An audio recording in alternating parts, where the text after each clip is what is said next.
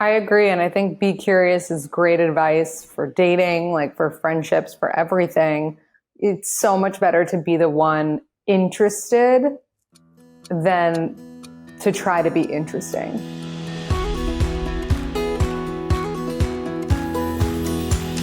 Well, I'm super excited and super grateful to have our next guest here. I don't know if she needs an introduction, but I will introduce her. We have Lindsey Metselaar from the podcast, host of the podcast We Met at Acme, which is hugely successful podcast that she just shared with me, almost 6 years running, which is so incredible. And they talk about dating and relationships and sex and attachment styles and all types of topics. So we are so excited to have her here to talk about dating and the man deficit and the mating gap. And so welcome, Lindsey. Thank you so much for being here.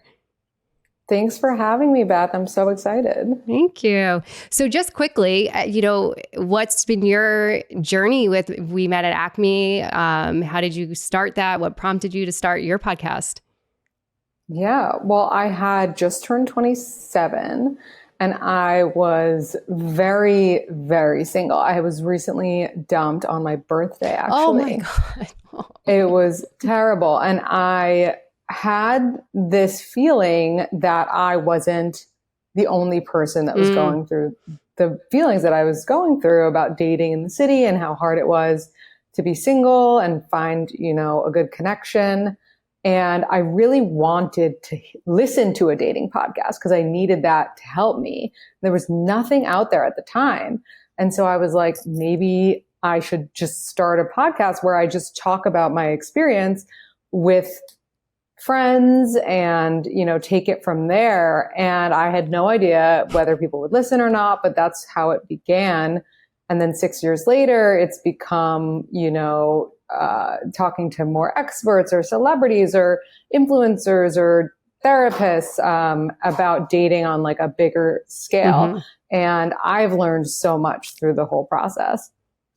Yeah, absolutely. That's so interesting. And sort of that's what this podcast was born out of, my own personal experience with being mid-30s, not married, choosing to freeze my eggs at 37. And same kind of thing. It's like, and as a therapist, I was hearing this story from other women. I'm like, oh my God, we have to be talking about this. So currently in season 2 right now. So just trying to get the conversation out there and normalize these things. Because to your point, it did feel very isolating and lonely when I was going through it, but it's like so many women are going through it. And so we're excited to have you here to talk about sort of the dating piece of it. And, our demographic are women in their early mid-30s, late 30s, early 40s that are single and choosing to freeze their eggs because they haven't found a partner yet. And we just previously had Marsha Inhorn on here, who is an author of Motherhood on Ice. And she found that this is the reason that women are freezing their eggs. And,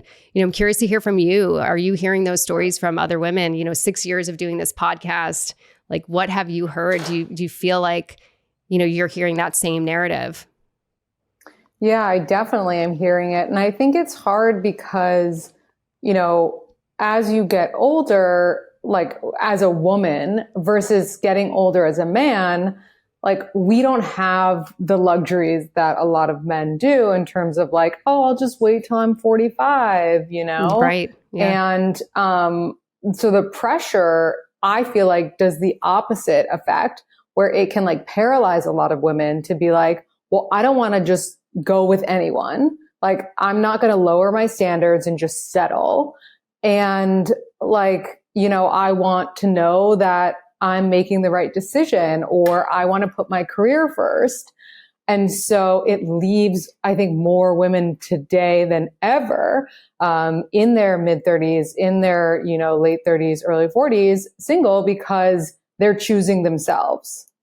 Yeah. Yeah. Well, and I think what you said is true too about, we don't want to lower our standards, and there's a certain type of partner or person we want to meet. And, John Berger is someone else that's going to be on here, and he's talked about the man deficit, and they're not number-wise, statistically not being enough men. But I also think there's not enough men that are ready now. There's like the unready men, or like the Peter Pan men. Marsha describes that as a category of men in her book. what do you see in terms of like what's happening with men? Not only are they waiting till 45, but even maybe they're not doing marriage or fatherhood at all. Yeah. Yeah. I mean, I don't know that many men who are like totally anti fatherhood and marriage as much as I know men who are anti, settling down until they get to a certain age. And that I see a lot. The man deficit is really interesting. And I actually had John Berger on, we met at Acme. It's like a statistic. It's undeniable that there's just more of us than them. And it's actually crazy because like I have a bunch of friends who are pregnant right now and they're all having girls. Like there's rarely, and it's wild. And so I do think that problem is real. I also think that men are like more confused than ever because there's so much different information out there about like what women want. And that's why I try to like have these rules and have these men like, see the rules that I have for men dating women and hopefully follow them, which is a lot about like, taking action. And I don't think men realize like their power, I don't think they know that like they're the ones that can initiate a lot of the time. Yes. And that women are for the most part like hoping that happens. Like I think men today are like waiting. Totally. And they shouldn't be. Totally. I think it's like almost a stalemate sometimes. Like I have so many single female clients that are waiting for the guy to ask them out, but they won't make the move. And that's John Berger's second book is Make Your Move. And like no one's saying anything and like then nothing is happening. He talks a lot about in his book, like post Me Too movement and men being really trepidatious about like advances being misconstrued. And so I think that's really right. But then it's what's going to happen if no one is saying anything or no one is making their move. But I think that is right that in his book too, he said men are waiting for women to just give like a little bit of that green light that like, yeah, I'm interested. Yeah, you can pursue me. Yeah, no, it's true. And like I had a really heated debate with a guy friend the other day because he was saying if he doesn't get a text thanking him after he takes a girl to drinks, then he won't go on a second date with her.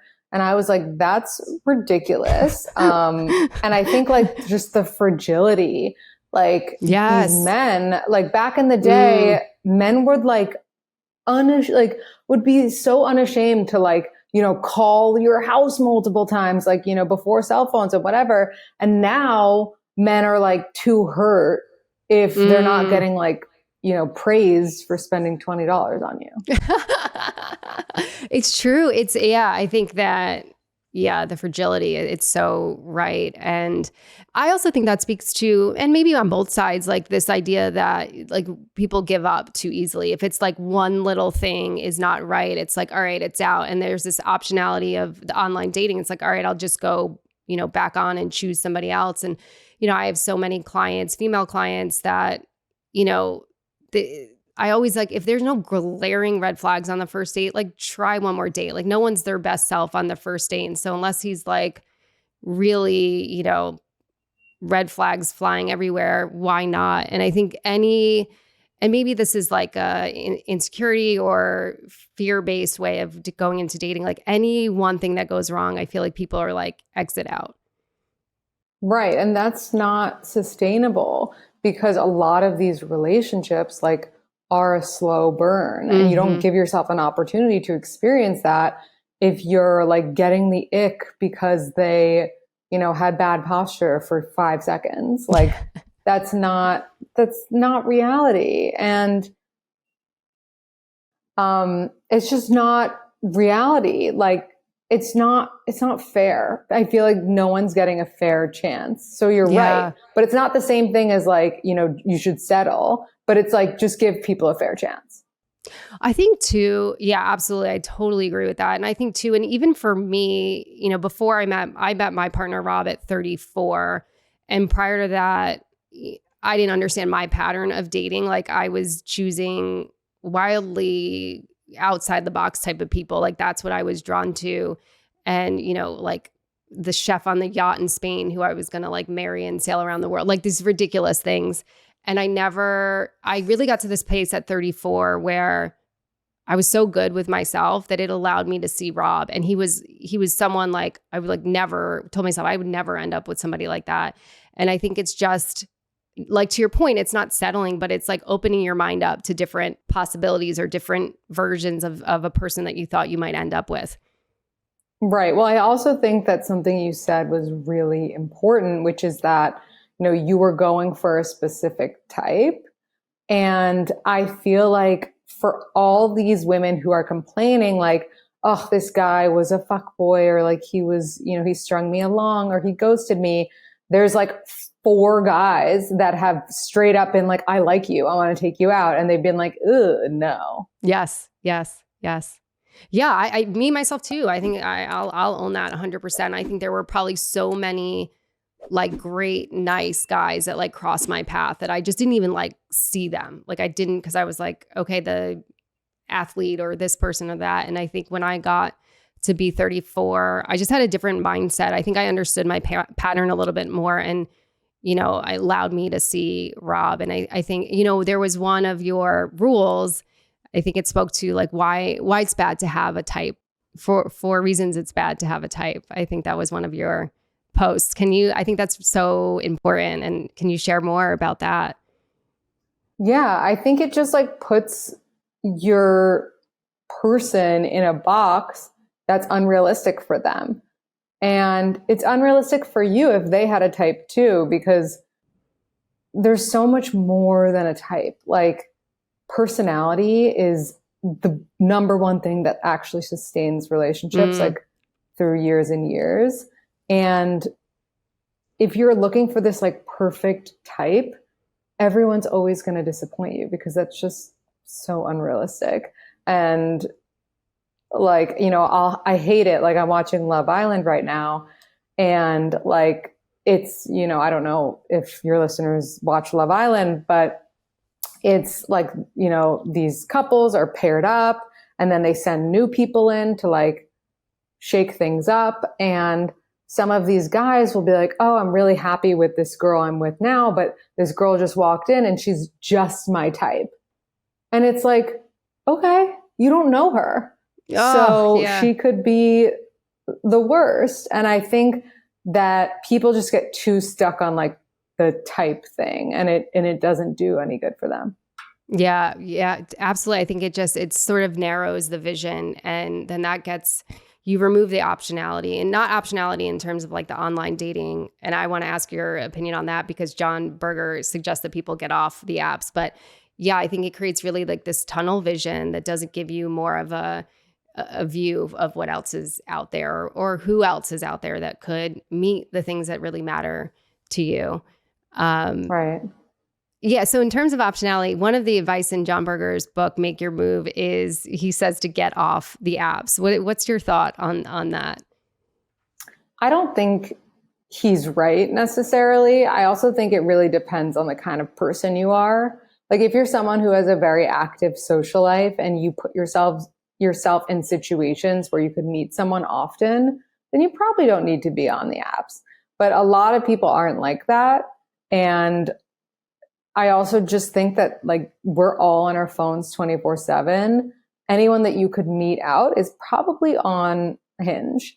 So you might as well have it just in case. I used to use apps to kind of like try for people that I thought were out of my league, because that was a way where I could like, swipe yes to a guy that I think is really handsome and not get hurt if he doesn't swipe back. But if he does, be like, oh, wow. I think the worst thing that you could do on a dating app is like take it too seriously. And I think if you're able to have fun with the apps and not let them control you, but use them as a tool to like connect with someone and meet up with them, but not like be addicted to them, then I think it's okay.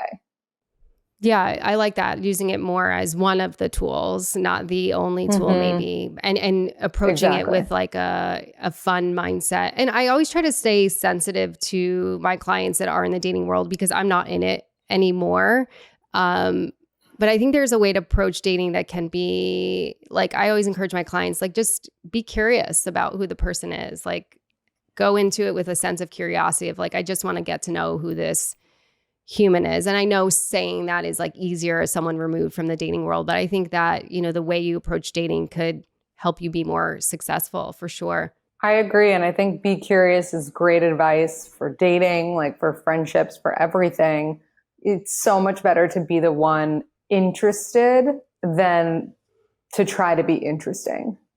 Yeah. Oh, I love that. Yeah, I love that. Yeah, I think there's all these great mindset shifts that can happen to help you be a little bit more successful. Because I know from, you know, my dating journey and my clients, it can get very frustrating. It can get defeating. It can get disappointing. So how can you continue to approach it in a way that leaves you open?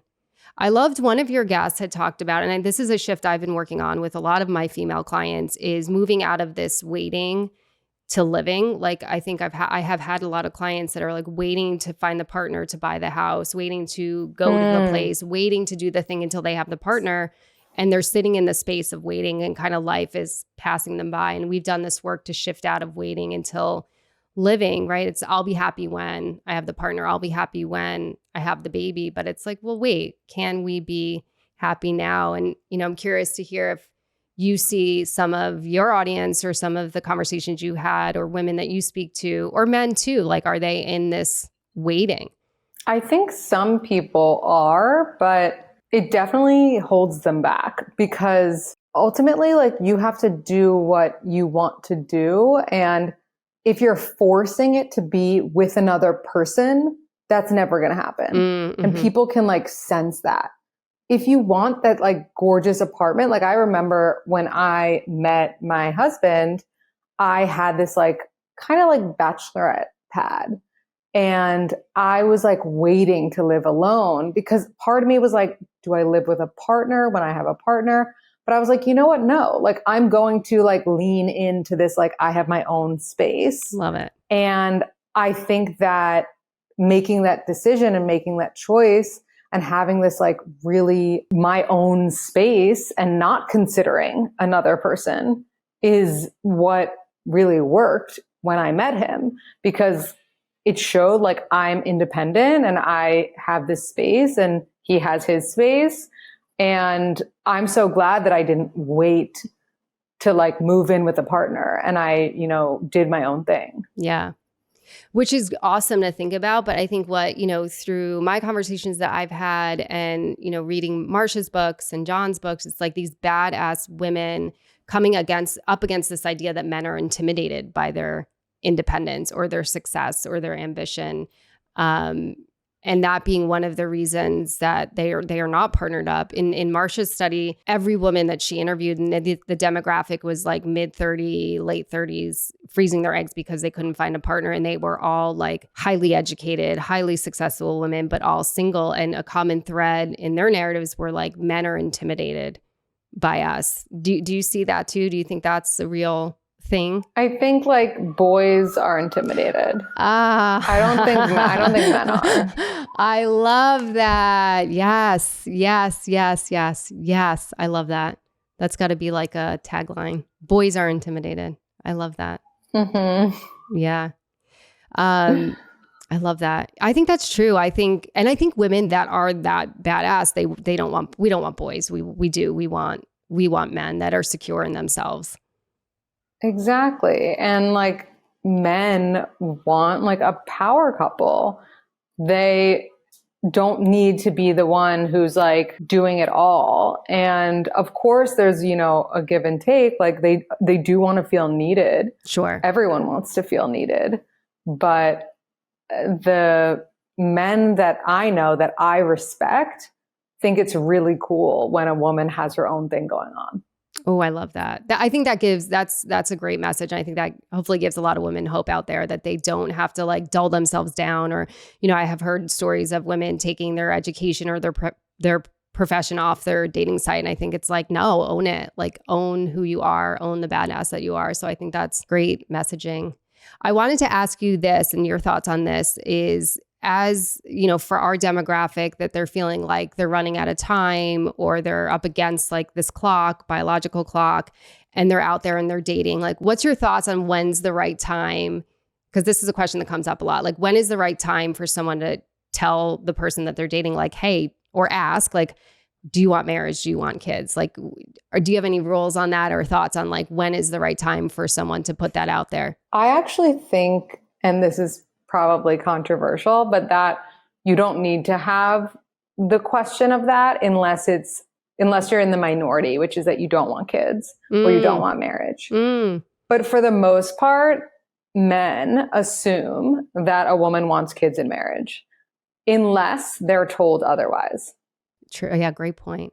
I had a woman on our previous season saying that her response from men is the assumption that your women are going to want marriage and kids, so much so that they labeled 35 as like the danger zone. Women at 35 and older are like the danger zone because they're going to want those things and want those things soon. Yeah, that I hate that men do that, and I have experienced men doing that, like, because I do these dating consultations and I've heard that, and it's like, okay, so you caught them, so that's what they want. Like, what's the big deal? And I also think like I think some women will come in too strong when it comes to wanting those things.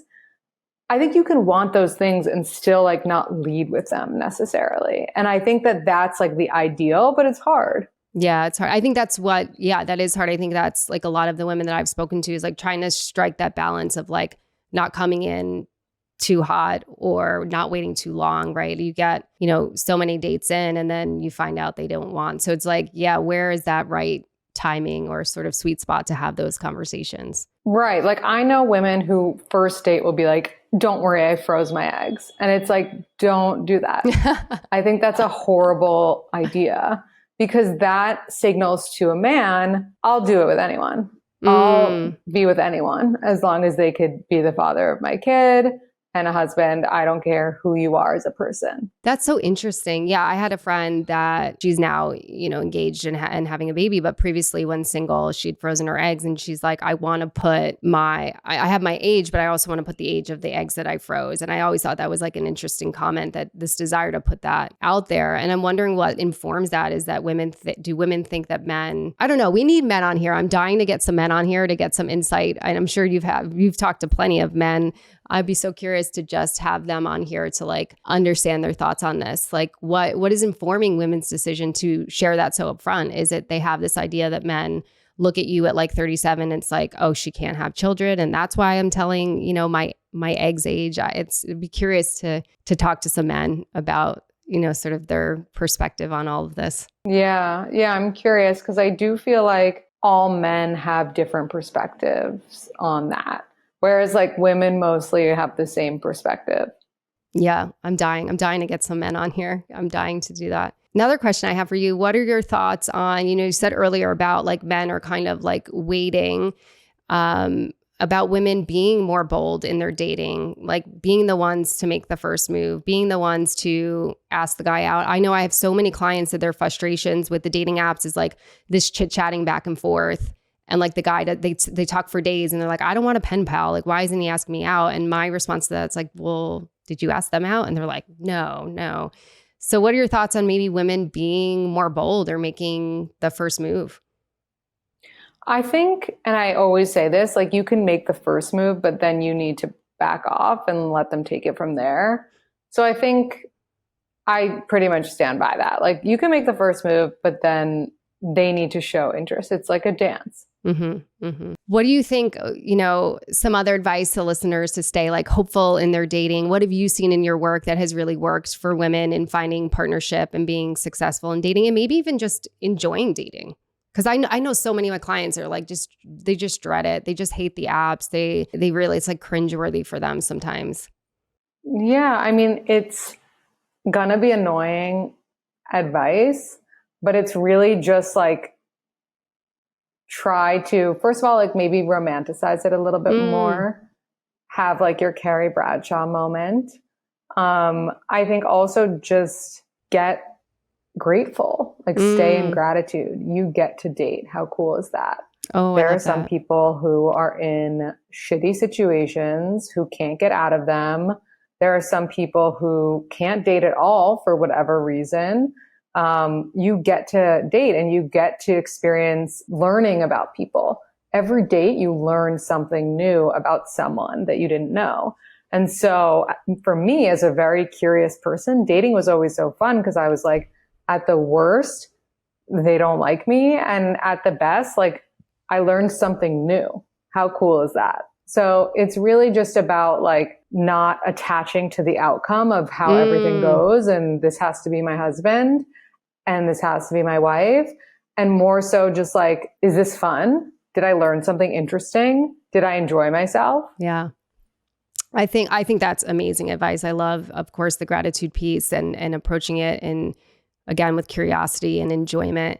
I think for this demographic, and I can kind of speak to my own experience. Mine was a little different because I froze in a relationship, but that pressure is real when you're like 35, 36, 37. And I think while it's so important to have that mentality and that I don't think it's impossible. I think it gets a little bit harder when you feel like up against that clock and just the value of trying to do the work to shift, I think could change the outcomes. I love what you said about not being attached to the outcome. And I think it could shift a lot of things and it could open you up to a new person maybe you never considered or just a fun experience. Like I definitely, same as you, curious person and love connection. So at the worst, you just have this human connection and maybe it's a funny story or maybe it's as long as it's nothing, unsafe or anything like that. But right. I love what you said about trying to shift and be grateful that you can get to date. Yeah, because like for all you know, the next person you meet, you'll be stuck with them forever. And you'll be like, oh, I wish I appreciated dating a little bit more. I think that's with anything. For my own journey, I wish I had appreciated my singleness a little bit more than I did once I found my partner. And I was like, in a lot of ways I did, but there were a lot of like low moments where I'm watching everybody else get married and have babies. And I'm like, why not me? And that's a lot of what I've been talking about this podcast too, is like enjoy the season that you're in and find appreciation and gratitude for it because you'll be out of it and you'll be out of it and you'll probably miss parts of it. So I wish I had spent more time sort of in gratitude and enjoying being single. So I think that's an amazing, amazing message too. Yeah, I love that. Yeah. Well, thank you so much. Cher, I think you're going on tour with your podcast. Is that right? Yes, I am. It is next week. So I don't know when this is going to air, but I'm going to be on tour the 27th, the 29th, and the 30th in New York, DC, and Boston. Amazing. Oh my God, that's going to be so great. Well, again, I appreciate you. I'm sure there's so much I can learn from you. So I hope this is the start of a connection and more conversations, but I know this will be so helpful to our audience. So I appreciate you. Thank you so much. Thank you so much for having me. Thank you for joining us for an incredible and very insightful episode with Lindsey Metselaar from We Met at Acme. If you like what you're hearing and you want to hear more, please subscribe to our channel and continue to join us for future episodes. If you're ready to take charge of your relationship journey, visit quiettheclock.com today to download your free copy of Balancing the Biological Clock, Expert Advice on Handling an Unready Partner. This is a guide I created for those navigating the complex terrain of differing timelines with your partner. It will provide you with exclusive insights on understanding your relationship by sparking meaningful conversations and encouraging you to take unconventional action in the face of life's most important decisions. Again, head over to quiettheclock.com now and claim your free copy of Balancing the Biological Clock, Expert Advice on Handling an Unready Partner.